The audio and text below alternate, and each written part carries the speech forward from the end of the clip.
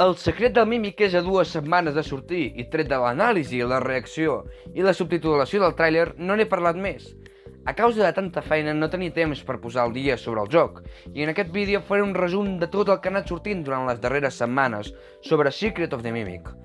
Com a tota empresa, Steelwool està fent ara mateix la campanya promocional de Secret of the Mimic. I què estan fent exactament? Doncs han creat els dilluns mímics. Cada dilluns, abans de l'estrena, Steelwool ha anat penjant diversos pòsters o avançaments a les seves xarxes socials. El primer avançament el vam tenir el 5 de maig, on podem veure un treballador del taller de vestits d'Edwin Murray amb la mà trencada, recomanant sempre vigilar que els empleats estan exposats a perill durant la seva feina. El text que apareix a la part de baix diu que les extremitats se substitueixen a càrrec de l'empleat, és a dir, que si jo, treballant a la fàbrica d'Edwin Murray, em trenco la mà, m'ho descompten del sou. Un segon pòster va ser publicat el 12 de maig. Aquí podem veure el formulari que s'ha d'omplir perquè l'empresa de l'Edwin pugui fer-te un vestit animatrònic. Es pot observar el logo de Murray Costume Manor, l'empresa del creador de Mimic, i diverses característiques com el material del vestit, detalls que ha d'incloure, la quantitat d'aquests o funcions que ha de fer. Com a tercer pòster publicat es pot veure un cartell de la Dolly, l'animatrònic infermera que es va presentar a l'únic tràiler i està reparant el vestit elefant que podíem veure a Ruin. I l'últim que s'ha penjat fins a la data de publicació d'aquest vídeo és un segon formulari de Murray's Costume Manor, que serveix per demanar vacances per part dels empleats. Aquí, els treballadors de la fàbrica han d'escriure els motius per fer vacances. No va més enllà, però és important llegir el text que hi ha a la part de baix del full. Segons el manual de l'empleat, els casaments, incloent-hi el teu, i els funerals no són opcions vàlides per faltar a la feina. Aquest asterisc ens deixa veure que MCM manté el mateix tracte amb els empleats que Fazbear Entertainment. Curiós, no? Però Steelwool no només penjava coses els dilluns, sinó que també els divendres, i els fans els hem anomenat els Footage Fridays o els divendres de gravacions. Steelwool publica un vídeo on es mostren els invents d'Edwin Murray abans de dedicar-se completament a la fabricació de vestits per animatrònics. A més, podem trobar algunes fotografies ocultes que apareixen al llarg d'aquests vídeos. Els títols, junt amb les descripcions, ens indiquen que són enregistraments dels arxius de l'inventor Edwin Murray, i un detall que m'ha agradat molt és que cada característica dels invents que veurem a continuació són atribuïts al mímic. El primer vídeo es va publicar el 16 de maig. Està titulat com a MCM Archive Stay Up Late. Podem veure un home amb gran similitud al William Afton treballant amb son i una dona al seu costat. En veure l'aspecte de dormit del seu company, la dona li mostra una cafetera que l'ajudarà a mantenir-se despert, a més de crear el cafè perfecte per a cadascú. Stay Up Late és una cafetera que, a més de fer un joc de paraules amb latte, el cafè, i late, que és tard en anglès, espia i aprèn de l'usuari per tal de fer-li el millor cafè possible. El segon vídeo es va publicar el divendres 23 i s'anomena MCM Archive Murray's Magic Coat Rack. El vídeo presenta un altre dels invents que Edwin Murray va fabricar. En aquest cas, és un penjador que pot ajustar-se a qualsevol peça de roba. El vídeo és tot això, non plus ultra. I el tercer que s'ha penjat s'anomena MCM Archive Clean O Back. L'empresa de l'Edwin mostra al públic la solució per escollir la millor aspiradora. La Clean O Back, una aspiradora amb escombra i recollidor que aspira tota mena de coses, tant grans com petites. Té una característica especial, ja que pot adaptar la seva mida depenent de l'ocasió. Murray la ven com un invent que ajudarà a les mestresses de casa. Estem parlant dels 60, si us plau, no enfoneu. I també considera que serà un gran amic pels fills. Com a altra forma de promocionar el joc, el creador de contingut de parla anglesa Dauko va penjar el 10 de maig una entrevista al director creatiu de Steelwool Studios, que se centra en el nou FNAF. En aquesta entrevista, el senyor Evan Lampe revela que l'Scott i tot l'equip de desenvolupament està entusiasmat i emocionat pel joc. També diu que ha estat interessant tractar i investigar sobre la temàtica dels anys 70 i 80, a més de la història de l'Edwin i el David. El joc beu d'inspiració de Ruin, tot i que no és tan lineal, així que ofereix més exploració i més zones per investigar.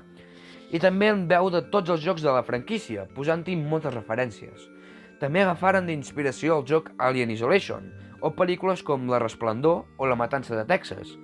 Una molt bona notícia que es revela és que el joc sortirà primerament a en format de no realitat virtual, és a dir, que no haurem d'esperar uns quants mesos a esperar que Steelbook prepari una versió que no requereixi de les ulleres.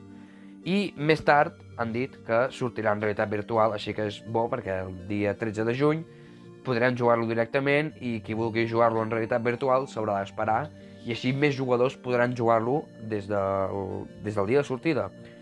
Per altra banda, han pres moltes referències dels llibres i una de les frases amb la que em quedo i que afegeix més hype és: si heu llegit els llibres, no sabeu la història sencera.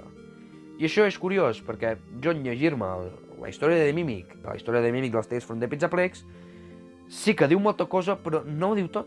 Llavors, suposo que sabrem quin serà el secret del Mimic el dia 13, així que estic molt emocionat. Una cosa molt al·lucinant que diu el desenvolupador és que a mesura que anaven creant el joc, van anar dissenyant i fent molts vestits i molts personatges, i els que hem vist només és una petita part del repartiment. Recordar que és important, en el trailer vam veure la Dolly, vam veure un bolet, vam veure un ànec, crec que és en un art promocional.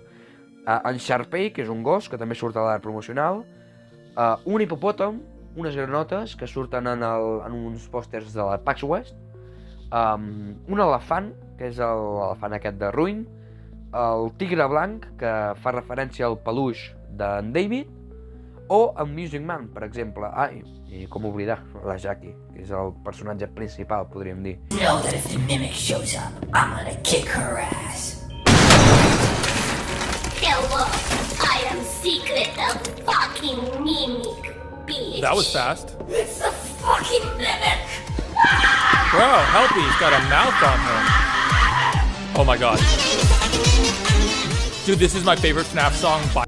Respecte a la mida del mapa, tot el joc pot caber dins un Roxy Raceway, que pot semblar molt petit, però pensar que el Roxy Raceway és gran, però l'objectiu del joc és crear un ambient claustrofòbic, segons el que diu el director, i per tant, totes les zones estan comprimides i ben decorades, és a dir, compensa el nivell de detall, la qualitat, que per sobre la quantitat, i això és bo perquè, sí, potser el mapa és molt petit, però també el que diu és que hi ha murs falsos i camins secrets, i això és bo. De fet, el camí principal, segons el director creatiu, es diu el camí Golden. Contact fatigue!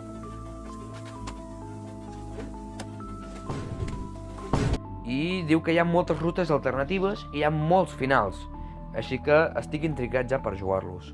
La durada del joc s'estima que és d'entre unes 8 i 10 hores si vas ràpid i no et pares a mirar cada detall, però si vols fer el 100% puja gairebé unes 20 horetes. De fet, aquí revelen que el creador de contingut i creador i cosplayer de Regular Shows, que ha treballat molt per Steelbook, va fer una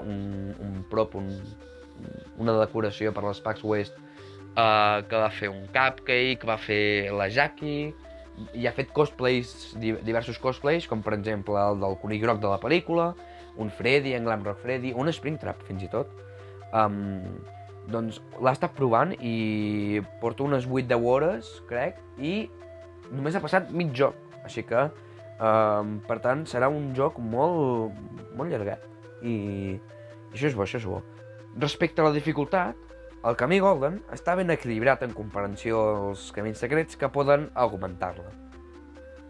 En temes de lore, i això és important, volen explicar una història accessible, pensada per a nous vinguts, però també està pensada per fanàtics.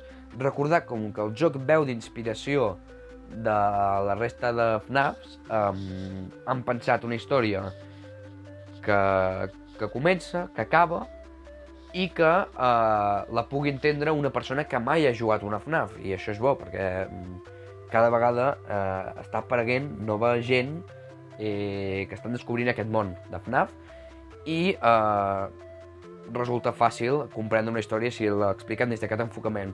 Però també, de cara als fanàtics, han amagat coses i han amagat easter eggs ous de Pasqua per aquells qui ho identifiquin i així resulti més curiós encara.